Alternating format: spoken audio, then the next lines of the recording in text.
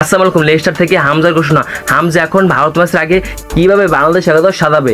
হামজা এখন main focus দিচ্ছে প্রবাসী ফুটবলার দিকে।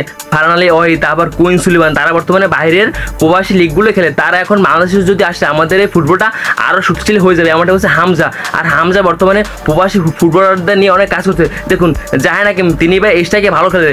জাহান হাকিম বর্তমানে প্রবাসী ভালোটা লিগে খেলে। এখান থেকে জাহান হাকিম আমাদের বাংলাদেশে যদি আসে তাহলে আমাদের স্ট্রাইকারের সমাধান হয়ে যাবে। অপরদিকে দেখুন হামজা বলছে ভাই তিনি ভাই লেস্টার সিটি থেকে ভালো একজন স্ট্রাইকার আনবে, তারপর একজন গোলকিপার আনবে।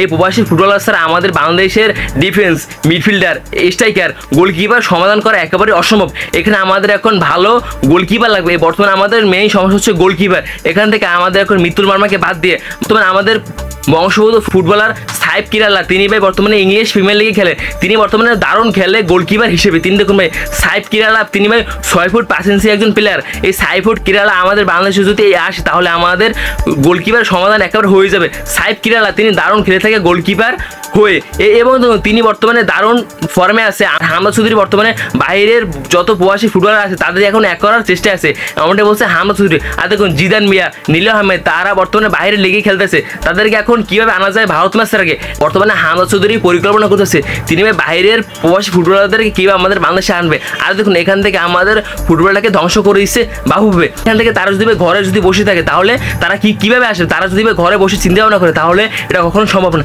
তারা যদি ঘর থেকে বের হয়ে যদি চিন্তা করে তাহলে আমাদের বাংলাদেশে তারা আসতে পারে। আমার এটাই মনে হচ্ছে। আর আপনাদের কী মনে হচ্ছে, তারা কি আমাদের বাংলাদেশে আসতে পারবে? সাইফ কিরালা, তারপর জিদান মিয়া, নীল আহমেদ, তারপর ফারহান আলী ওয়াহিদ, তারা যদি আসে তাহলে আমাদের বাংলাদেশ ফুটবলটা একদিন বিশ্ব দরবারে পৌঁছবে। আমার এটাই মনে হচ্ছে। আর আপনার কী মনে হচ্ছে একটু কমেন্টে বলে যাবেন প্লিজ।